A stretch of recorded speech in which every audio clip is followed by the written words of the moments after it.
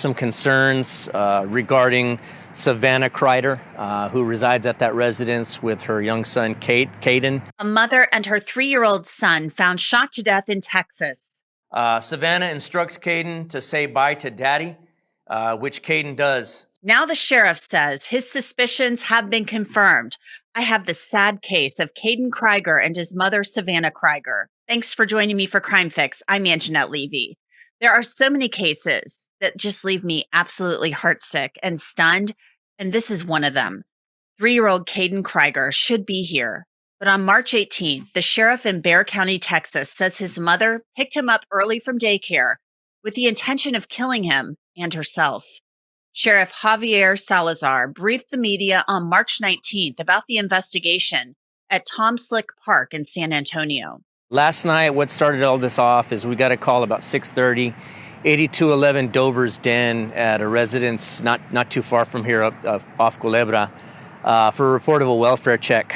There was some concerns regarding Savannah Kriger, who resides at that residence with her young son, Kaiden Kriger. Kriger, my apologies. When we initially arrived, there was no vehicle there on scene, and deputies were not able to make entry to the residence. So later in the evening, we were able to make contact with a family member that eventually was able to get us into the residence with consent, and we were able to get in and found some things. I won't go too much into detail on what was found, but they did find some things that led us to believe there was certainly cause for concern for the child, and as well as for Savannah. This is a Law&Crime legal alert. Google Incognito tracked users' browsing data without their knowledge. Mass Tort Alliance, one of our legal sponsors, is helping users file for compensation because Google misled users about the privacy of its Incognito browser. If you've used Google Incognito anytime since 2016, you can start your claim by answering less than 10 questions. Log on to incognitoclaims.com/crimefix. I'll have more on what the sheriff says deputies found in just a bit, but as the sheriff was briefing the media back on March 19th at the park, he talked about the sad, grim discovery that officers made after searching for Savannah and Kaiden. Throughout the night, we were searching the area. We were able to get some phone pings out in this area here. During the night, we were able to find her vehicle, Savannah's vehicle, out here at the park, and that vehicle was recovered. But utilizing SAPD Eagle and Park Police, we were not able to find them last night in the park. The plan was to wait till daybreak and then resume the search out here.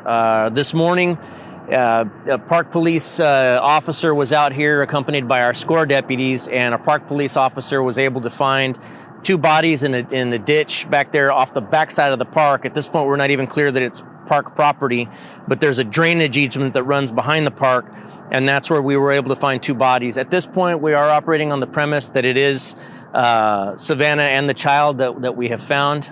It appears that there's some evidence that there may have been some gunshots fired. But again, at this point, it's just too early to give anything beyond tentative identification. An autopsy confirmed that the bodies found in the drainage ditch were in fact Savannah Kriger and 3-year-old Kaiden. Kaiden's death was ruled a homicide.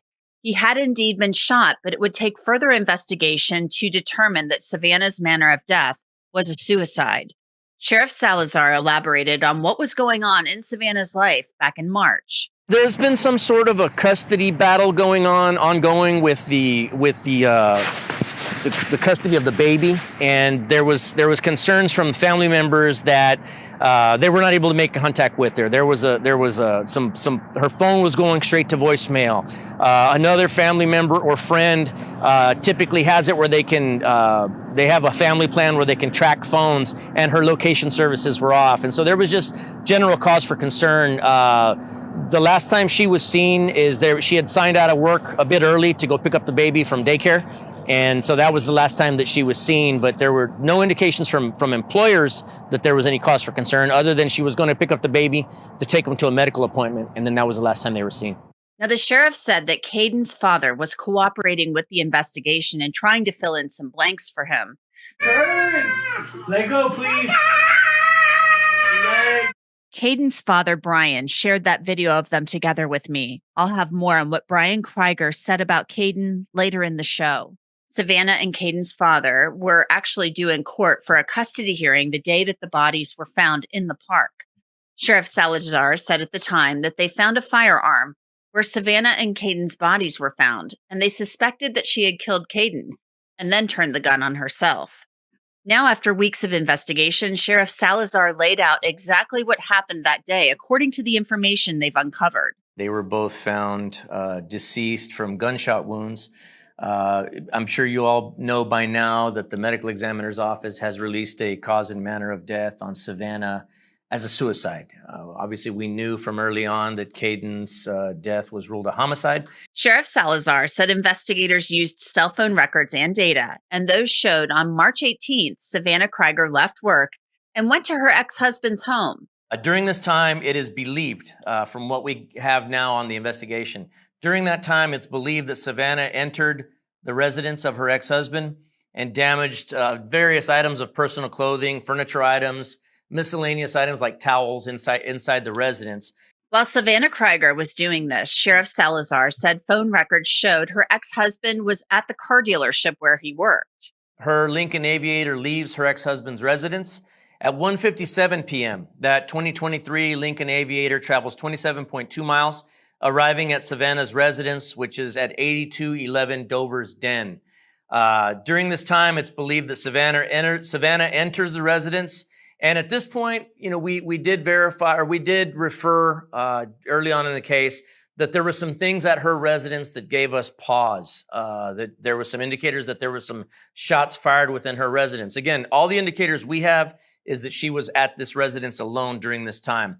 But what we know is that there were some wedding dresses that seemed to have been laid out on the bed, and that we believe that she fired 2 shots into her wedding portraits that were positioned on the bed. They seemed to be displayed on the bed, and there were gunshot bullet holes in them that indicated she had fired into those pictures. It should be noted that the shell casings found in the residence from what we believe those shots that were fired into those portraits, those shell casings match the shell casings found at the crime scene where we ultimately found the bodies of Savannah and the little boy.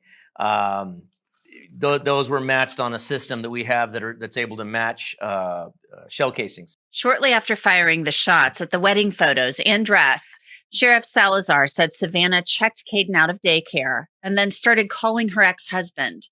The parking lot and facility surveillance cameras show Savannah exiting the driver's seat of the vehicle and officially checking Kaiden out of the facility at 2:33 p.m. The surveillance video shows Savannah loading Kaiden into the rear passenger seat of the vehicle before re-entering the driver's seat. At 2:42 p.m., the Lincoln Aviator leaves Kaiden's daycare facility. At 2:46 p.m., Savannah's call history log shows a FaceTime call made to her ex-husband, who ends up utilizing another phone to record his phone where he's engaging in the FaceTime call with her. Simultaneously, his location data from his cell phone shows him at his place of employment, again, the car dealership off of Southwest Loop 410 during that time. During the 2-minute and 13-second phone conversation, Savannah states in the video, "You don't have anything to go home to now. You really don't. You don't have anything at Dover's Den house either, and you won't have anything at all at the end of the day."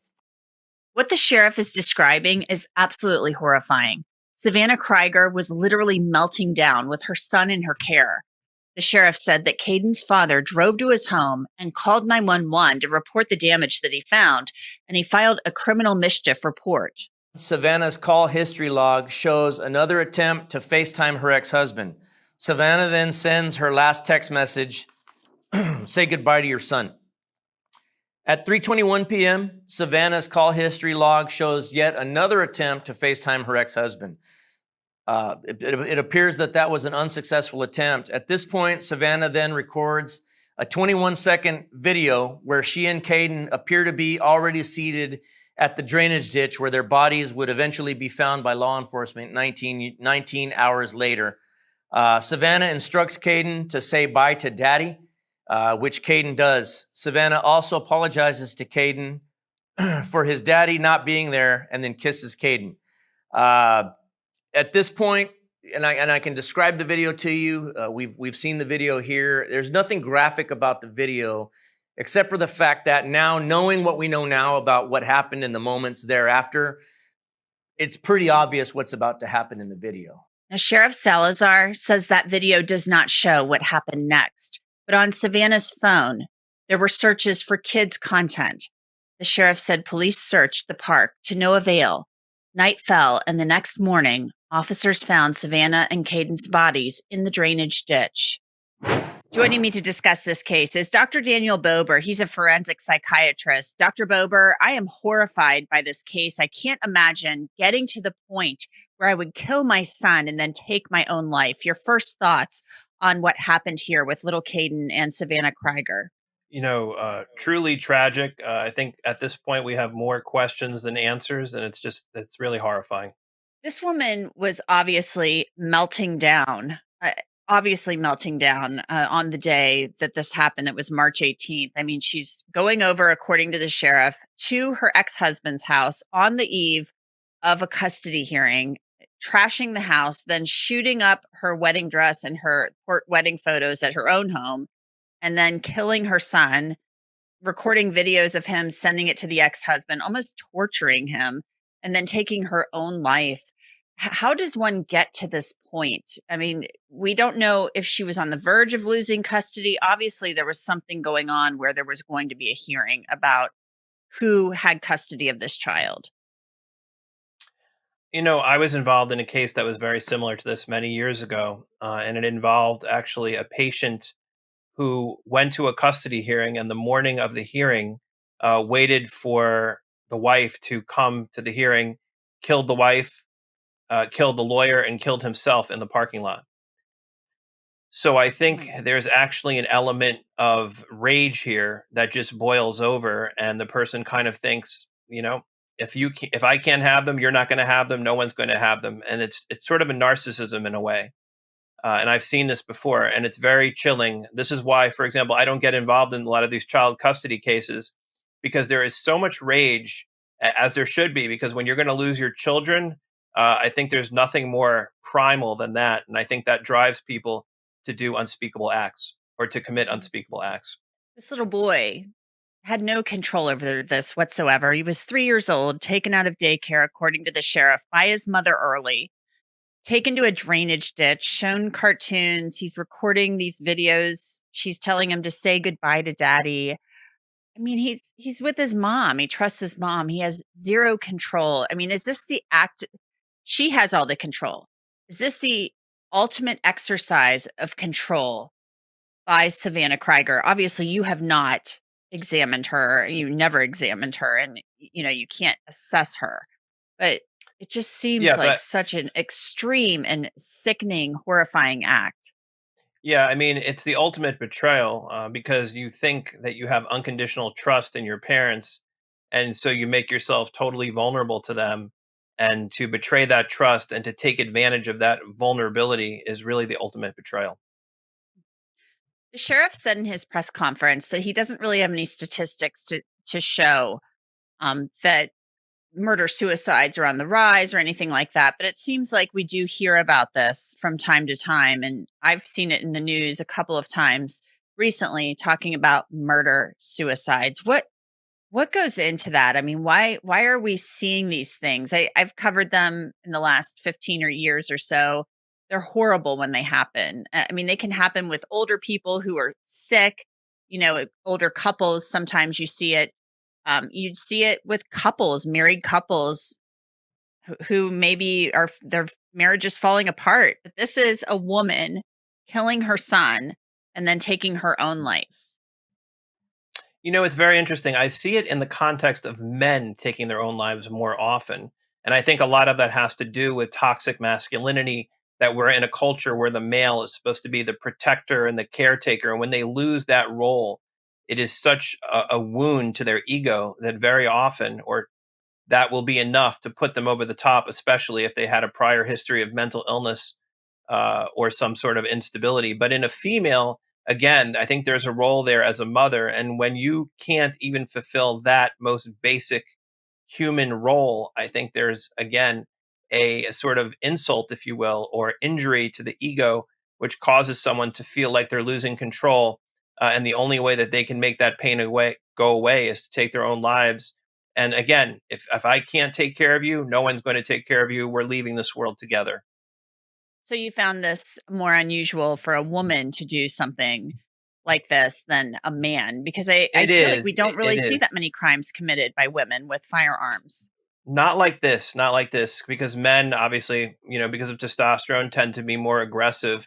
Women tend to engage more in relational aggression, whereas men tend to engage more in physical aggression. So it is unusual for this, this act of violence to occur in a woman, although not unheard of, but less common than in a male. Are there any takeaways from this at all? I mean, I can't imagine that this woman wasn't showing any signs that something was wrong. I mean, we don't know the nature of the custody hearing. A lot of times those things are sealed or from the public. We just know what the sheriff has released, that there was going to be some type of custody hearing. There was a custody battle going on. We see this in the news sometimes, that cases involving child custody become very volatile and become violent and end in murder. Yeah, I have some clients that are divorce attorneys, and they say that they keep their doors locked. They have cameras. They arm themselves because these cases can become very aggressive very quickly. When you threaten people's livelihood, when you threaten, their children or taking away their children, it can erupt into violence very easily. We don't know about this woman's history. We don't know if she was psychiatrically hospitalized, if she had a history of violence, aggression, substance use, other things in her past that would have put her at higher risk of violence. We just don't know. And again, that's why I think there's going to be more questions than answers until more information comes out. Yeah, definitely more questions than answers. And it's just so sad. And that little boy, Caden, he should be here. His dad tried to save him, and sadly, he couldn't. It's horrible. Dr. Daniel Tragic. Bober, thank you so much. My pleasure. Okay, whisper. That's another video that Brian Kriger shared with me. He is grieving the unspeakable, horrific loss of his beautiful son. Kriger told me in a text message, "My son is such a sweet and loving person. He lit up the room whenever he was around, had so many friends and family that loved him and adored him and miss him so much. Whenever I would come home, he would run to me to give me a hug and tell me that he had a good day at school. He would tell me all his friends' names and stuff, and I thought that was so funny, and he was so smart for his age. He was going to be something special. He had so much life ahead of him. Her decision that she decided to make to end his life does not define who he was or who he was going to become. He was so special, and I just don't want anyone to forget about him because he always seems to be in her shadow because of what she did. He deserves to be remembered and loved and cherished forever." Brian Kriger declined my request for an on-camera interview, but said he feared that Savannah was going to run with Kaiden on March 18th after she emptied their bank accounts. And that's why they were supposed to appear in court on March 19th. Kriger said he had requested an emergency hearing. Court records showed that Savannah had filed for divorce on March 7th, 11 days before she shot and killed Kaiden and then herself. And that's it for this episode of Crime Fix. I'm Angenette Levy. Thanks so much for being with us. We'll see you back here next time.